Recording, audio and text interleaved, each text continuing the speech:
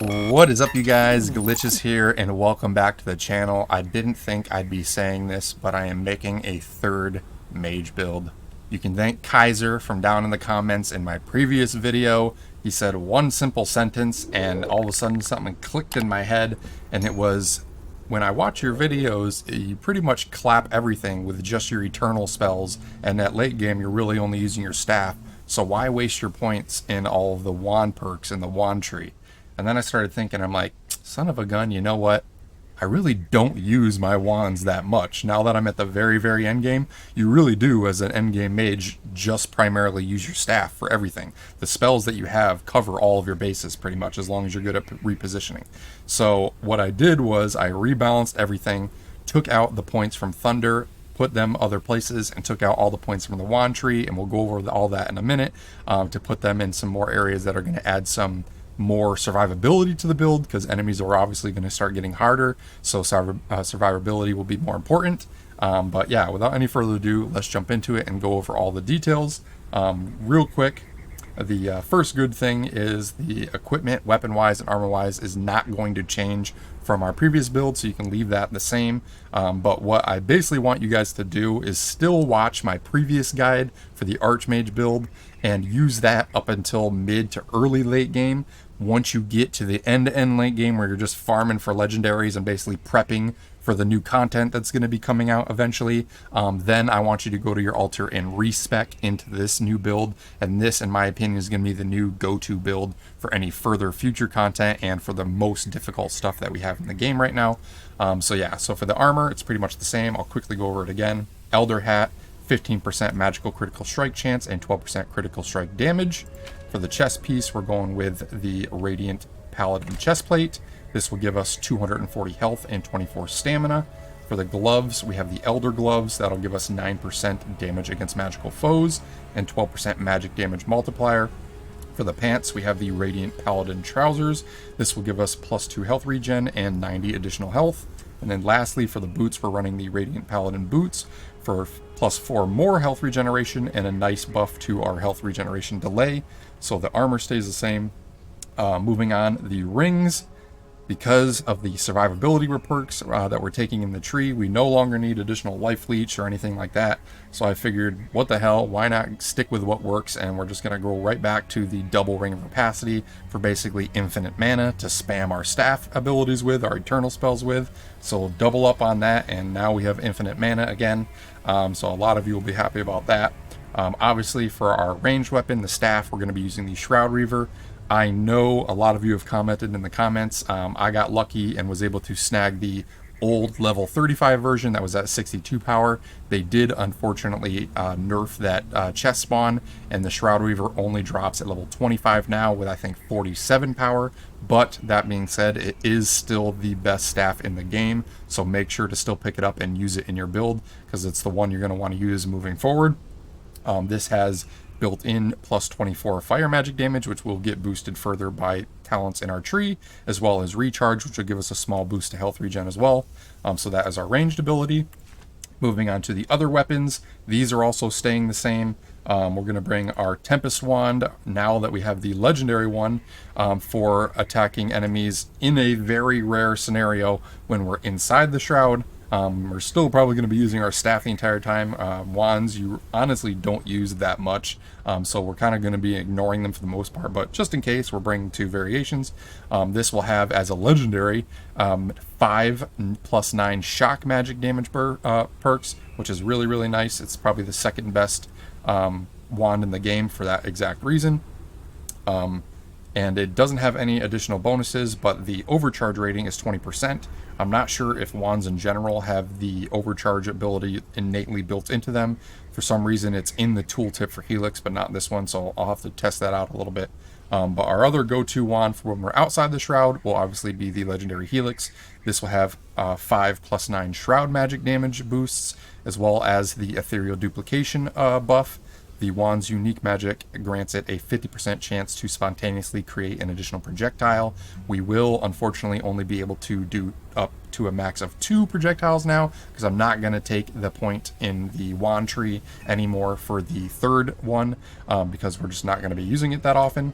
Like I said, this is going to be a min-maxed endgame max damage staff type build, what you're primarily going to be using, so no point in wasting precious skill points on things you're not going to be using. So base, still a good wand. For melee weapons, I like to still use the Lightforged Axe for the 3 fire damage perks, as well as a little bit of Life Leech and a rare occasion. You can also use the legendary White Wolf Sword.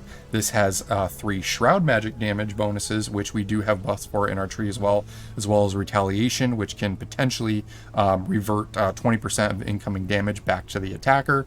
Again, though, you're probably never going to be using your melee weapon, so not really that big of a deal, but in the whole overall arcing scheme of the build, those are 2 potentially good weapons that kind of fit the theme, so feel free to use those. Moving on to spells, your go-to bread and butter as always is going to be Eternal Acid Bite.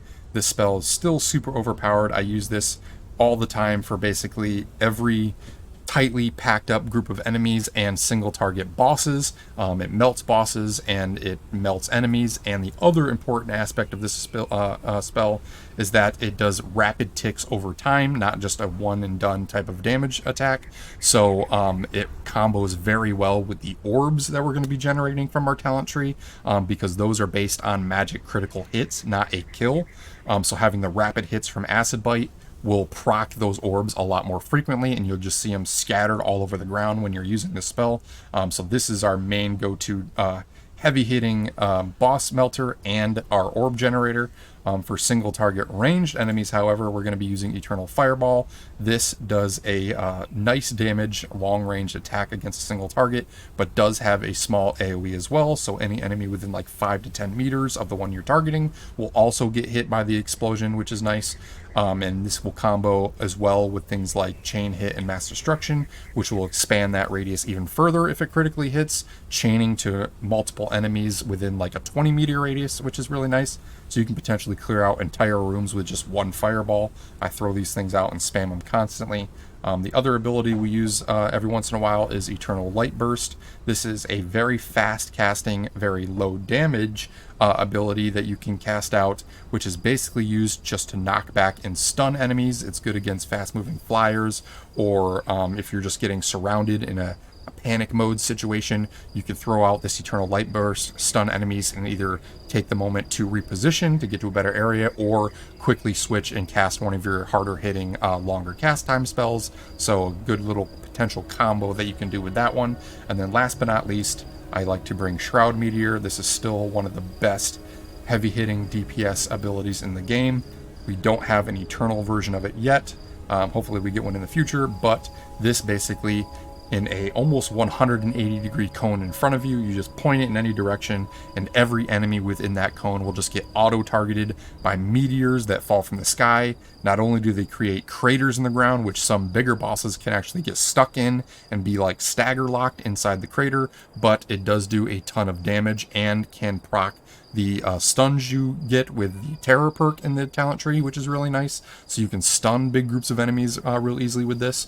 I don't really use any ice spells, and I don't really use any lightning spells. If it's not an eternal spell, I don't really use it because the damage output just isn't high enough, and it's annoying to have to constantly craft them all the time and find them.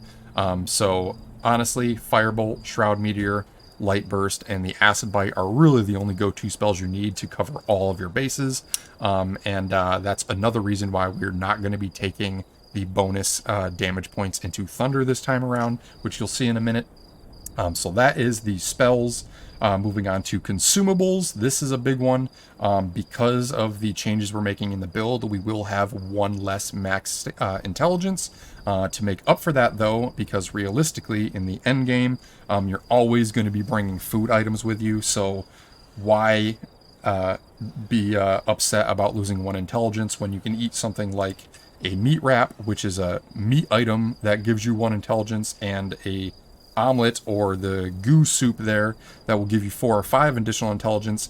We can almost one-shot everything in the game with no food items right now, even with that missing intelligence. So just eating 1 or 2 of these food items, you're going to have more than enough, even without that missing intelligence point, to still one-shot and be as strong as you need to be for everything that's currently in the game.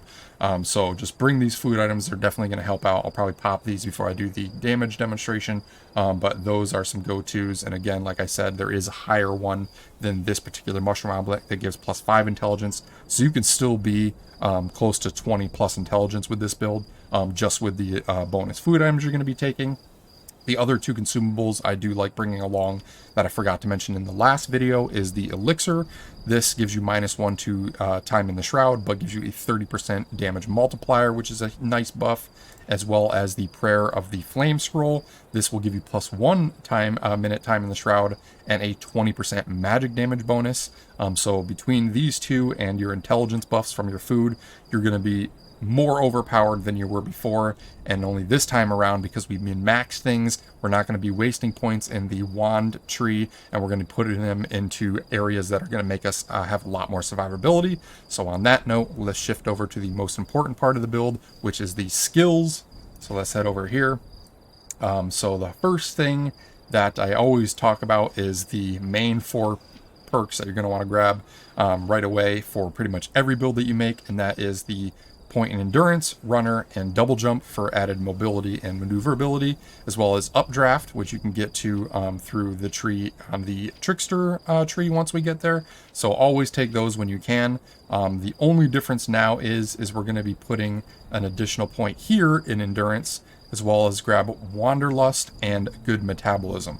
So wanderlust basically is going to give us reduced stamina consumption when we're sprinting on dirt roads, and when we're on stone roads, it's going to be 75. It's going to drop from 75 to 50% consumption. So traveling the world will be a little bit better. This is kind of a throwaway one just to get us to good metabolism, which is the key one that we're taking. And basically what this does is all health, mana, and stamina orbs will now restore 30% instead of the 10% that we were getting in the previous build. So you thought the orbs were good in that previous build. Now they're 3 times more effective than what they were in the last build. And with all the ones that we're going to be spamming, it's going to just be like not just a big chunk, it's going to be like an instant fill of your health bar, instant fill of your stamina bar, instant fill of your mana bar, just from one orb, 1 or 2 orbs, because they're so effective when you have the combo with good metabolism. So this is the big change. We're going to be going all the way up to good metabolism this time to make those orbs more efficient. Then we're going to take the 1 point in intelligence in here and not worry about anything else in the wand tree. Take the 1 point in intelligence here in the healer tree, followed by healer. This is going to be a throwaway perk. It will be a little bit beneficial if you're in, with a group of friends that have healing spells. So this was better than the arcane deflection for parrying, because you're not really going to be doing that much, and we have infinite mana, so who cares about gaining 20 mana? I'd rather just take this one. This was the lesser of 2 evils, if you will. So I grabbed that one only to allow us to grab blink and emergency blink for faster maneuverability and a get out of jail free card if we do by some chance get stunned. You can blink out when you're in a stun state with this ability. Moving on, you want to take the point in spirit here, as well as this is the way when attacking with a magical weapon, which we will always be doing. All damage will be increased by 10%. Followed by the quick point in spirit, and then arsonist and pyromaniac to give us a 30% bonus to fire damage. We will be spamming fireball all the time, so this is a good one. You will notice that we're no longer taking thunder and lightning, because the only thing that we were using lightning for before was our ritual wand, which we don't use that much when we're in the late game. So why waste the 5 points worth of perks for something that you're barely going to use? So I took that out. Next, you want Radiant Aura and Sun Aura for the big free amount of damage to little critters and bugs and things like that that just kind of swarm you while you're in a fight with other normal enemies. That will just kill them instantly, and you won't have to worry about targeting them, as well as the quick throwaway point in spirit, because with the other perks I chose, we ended up having 1 left over, so why not just grab the 1 in mana. Next, quickly pick up the point in intelligence, followed by wizard. When attacking with a magical weapon, your critical chance is increased by 10%. This is good because that will help increase our chances of proccing more of the orbs. Followed by chain hit and mass destruction. This will increase our AoE radius to 20 meters and do a total of 7 shock damage to all enemies that get hit by this when you critically hit with a spell. So really good combo and an essential part of the build when you're in late game. Followed lastly by the quick point in intelligence, And then you also want to pick up Dark Arts and Abyss for the 30% Shroud damage. This will buff your Shroud Wand slightly, as well as your Shroud Meteor, which is one of the hardest hitting spells, like I mentioned before. So always good to pick up that. Moving on, you're going to want to definitely pick up Quick Charge. Your build will feel very sluggish without this because we're only going to be using staves. It reduces the time staves require to charge up spells by 50%. So key ability there. Followed by Counter Strike. After receiving damage, there's a 20% chance to reflect 50% of that damage back to the attacker as fire damage, and that will be further buffed by Arsonist and Pyromaniac. So that's good there. Quickly pick up Intelligence, followed by Begone. This is a throwaway perk, but we're using it basically just to get to Terror. But what this does is, in the rare scenario where your melee weapon's broken, it basically swaps your normal melee, unarmed melee, with a magical power punch that can knock back and stun foes when you hit them. So nice little ability there in a rare occasion, followed by the Point in Intelligence, and then Terror. This is a big one on a critical hit, which we will be doing all the time with our spells. The target will be stunned for 4 seconds. Now, like I mentioned with Acid Bite and the AoE from Chain Hit and Fireball, you can proc multiple targets at once. So with all the AoE that we're doing, a lot of the times you're going to see multiple enemies get stunned because of Terror, not just one, because of a lot of our abilities do AoE damage now. So really good perk, and that can save you in a lot of situations where you're getting kind of swarmed. You get one good ability off, and you can stun half the pack for the amount of time it takes to cast an entire another ability. So this is a really good one to have. Last but not least, the final big changes that we made, kind of building off of what we did from the previous build, is we're going to be taking the 2 points in Constitution for the health, followed by Shiny Plates and Heavy Plates for the 30% or 20% additional armor. Constitution, and now in the previous build we ended at Tower, which will basically do 10% less physical damage within 20 meters, as long as there's 3 or more enemies. But now, because of the extra points, we can also take Warden and an additional point in Constitution for the same effect, 15% less magical damage. So it's basically the equivalent of Tower, but for magic damage, which is really nice. Followed by Constitution, and then we even get, and this is the last one, Earth Aura. This is a permanent buff that reduces all damage against you and all of your buddies that you may be playing with within a 10-meter radius of you, gets a 10% damage reduction. So not only if there's multiple enemies do we get big damage reductions here, but because we removed the points in Thunder, because we removed the points in the Wand Tree that we're no longer using, we can take some really good damage mitigation abilities that are going to make you a lot more beefy and be able to take a lot more hits as well, which is not normally what the case is when you're a mage. You're usually pretty squishy, but you can tank almost anything with this build and have the magic to back it up to just melt everything in your path. So yeah, that is pretty much the build, you guys. The new and improved late min-maxed, I'm going to call it the Battle Mage now, because we have a bit of like warrior type abilities built in now. So yeah, that is my new go-to build for the end game, prepping for the new content. I guess without any further ado, we can jump in and kind of demonstrate it here. First thing I want to quickly do is obviously pop my food. So that will bring our intelligence up to 16, which is pretty nice. And also allow us to basically one-shot everything again and then some. So let's start mowing things down, I guess, and kind of demonstrate how fast the orbs spawn. It's because we're critting. Look at that, 2, 4, 6, 8, 10. 10 orbs just dropped from that one enemy. Nice little chain lightning stun. Because we have infinite mana, we can just sit here and spam. I mean, there's just so many orbs now. Acid Bite just procs that so quickly. Let's switch it up. Let's do a little fireball. Of course, that's targeting the guy on the roof for whatever reason. We just constantly have that shield now, so we never have to worry about taking big chunks of damage. Like, look at these are level 30 enemies, and they do next to no damage to us. And that's without even picking up orbs.